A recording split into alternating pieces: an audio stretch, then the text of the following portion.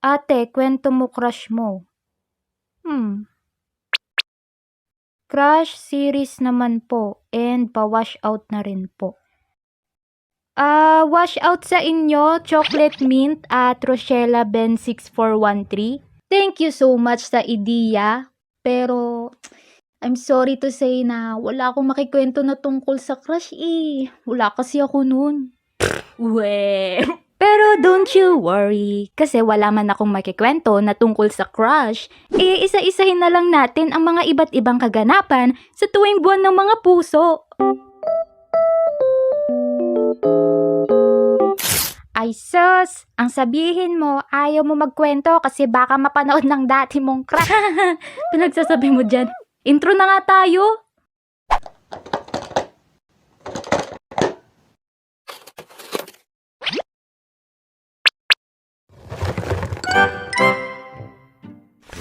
Alright, buwan ng mga puso. Ito lang naman ang buwan na kung saan napupuno ang paligid ng mga puso. Literal. Puso dito, puso doon, puso sa kamay niya, puso sa ulo niya, puso sa kamay ko. Ay, thank you. Naalala ko tuloy nung bata pa ako. Well, bata pa rin naman ako ngayon, pero nung mga panahon na batang-bata pa ako. Sa tuwing sasapit ang Valentine's Day nun, isinasantabi na muna namin yung mga lesson at activities sa school.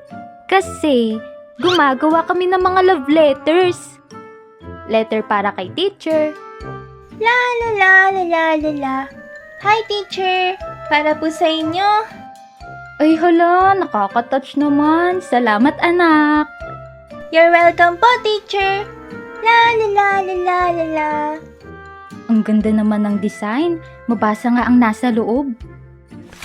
Happy Valentine's Day po teacher. Love na love ka po namin. Sana po, hindi pa po kayo mawala. Mawala. Mawala. Wala. Love letter para sa mga kaibigan. Uy, palitan tayo ng letter ah. Oo naman, ginagawa ko na ngayon para sa'yo eh. Aww. Ganda naman yan. Ako, meron din ba? Love letter para sa mga magulang. Uy, napakakulay naman yung gawa mo. Halatang binuhusan ng pagmamahal. Para kanino yan? Para kanila mama at papa. Bibigay ko to sa kanila mamaya. Baka sakaling dagdagan nila baon ko bukas. And kung trip mo, love letter para kay crush. Okay, skip na natin to. Bukod sa mga love letters, of course, andyan na rin yung mga chocolates na kay tamis-tamis. Na sigurado, magpapasakit lang sa mga ngipin kaya wag na magbigayan ng chocolate. Di ka naman bitter niyan. But, totoo naman no. Speaking of chocolates, ang swerte ng mga anak ng teacher no. Paano ko nasabi? Kasi panigurado tuwing Valentine's Day, wantusawa sila sa mga sweet treats. Kasi syempre, kapag mga ganitong okasyon, may mga estudyante na nagbibigay sa mga teacher nila ng chocolates. Minsan pa nga cake with matching bouquet, lalo na kapag may kaklase kang rich kid. And saan napupunta ang mga bigay? Di sa table ni teacher. At sino tumutulong sa pagbitbit ng mga regalo pa uwi ng bahay? Di yung anak. Kaya matik, kanila na rin yung mga matatamis na pagkain. Hay, pag ako lumaki, gusto ko rin maging teacher para kapag may mga okasyon, bigyan din ako ng mga regalo at pagkain. Ano pa ba? Love letters, chocolate, flowers. Isa rin sa mga sumisimbolo ng buwan ng mga puso yung mga bulaklak, especially yung mga roses.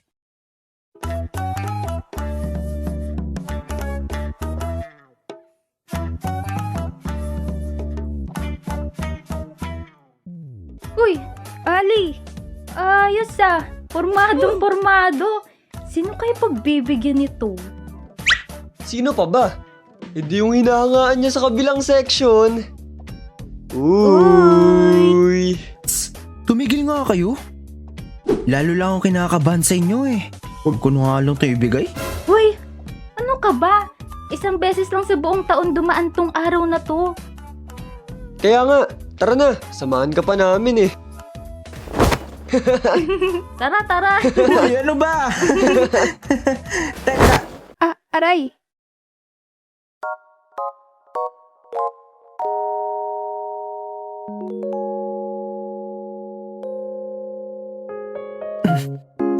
sorry. Di namin sinasadya.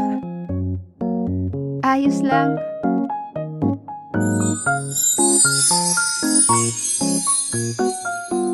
Teka, sandali lang. Ano na? Ano na susunod ka sasabihin? Isip, Ali. Isip.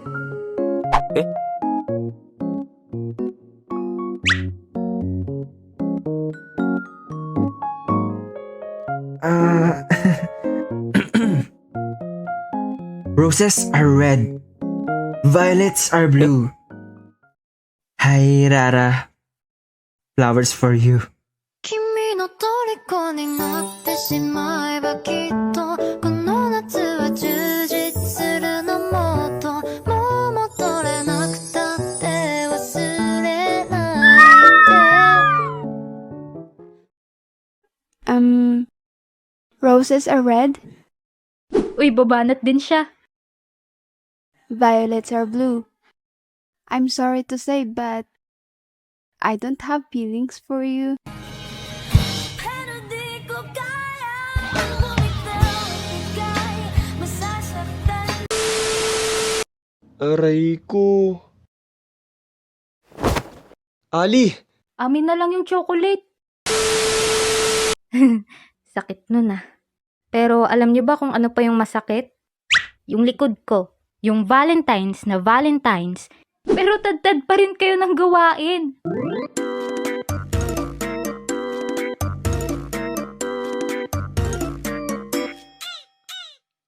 Ay, naku naman si Ma'am. Valentine's sa Valentine's, ang daming pinapagawa. Tingnan mo naman yung ibang seksyon, ang saya-saya nila. Kaya nga. Baka wala pang nagbibigay kasi kay ma'am ng bulaklak. Charot. Bigyan mo na kasi, Kazu. Wala nga akong may pangbili sa kantin, bulaklak pa kaya. Ititikom nyo yung mga bibig nyo o dadagdagan ko mga gawain nyo? Ewan ko kung sa lahat ng school may mga ganitong paandar na event. Pero kasi sa pagkakatanda ko noon, nung high school ako kapag mga ganitong okasyon, naghahanda yung iba't ibang mga department ng aming school para gumawa ng mga iba't ibang klase ng booth. Andyan na yung photo booth, Okay, ready na. Say cheese! cheese, mga food stall, Ang sasarap naman ng mga pagkain na to. Magkano po dito sa Choco Pop? 15 dalawa Dito po, sa brownies. 10 lang Doon po sa cupcake. 25 Ito po. 20 Mukhang masarap din yun, no? Magkano raw po dun? 20 din Ito. Bibili ba kayo o magtuturo lang? confession wall. Nairi! Tingnan mo! Ha? Ano yun? Basahin mo to.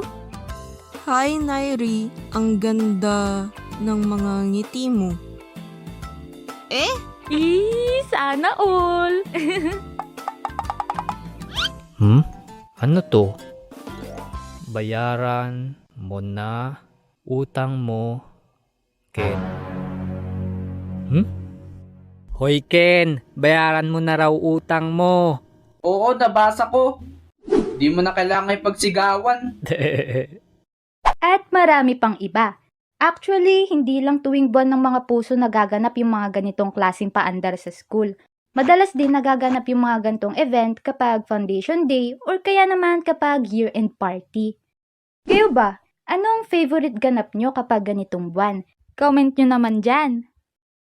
So yun, maraming salamat nga pala sa mga talented artists na nakakolab natin for today. Grabe, first time ko magkolab ng ganito karami.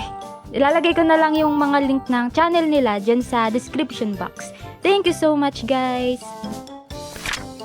So yun, nandito na rin naman na tayo. Gusto ko lang kayong batiin ng Happy Hearts Month! Naway magsilbi tong buwan na to para iparamdam sa ating mga mahal sa buhay kung gaano natin sila kamahal at gaano sila kaimportante sa atin. Pero alam nyo, kahit anong buwan o araw naman pwede natin yun sa kanila iparamdam. By words, by actions, and by having quality time with them. At marami pang iba. Maraming salamat sa panonood at sa patuloy niyong suporta. Sana na-enjoy nyo tong February upload natin. Buti umabot pa ng February. Sensya na kung na-delay. See you sa susunod na animation. Bye-bye!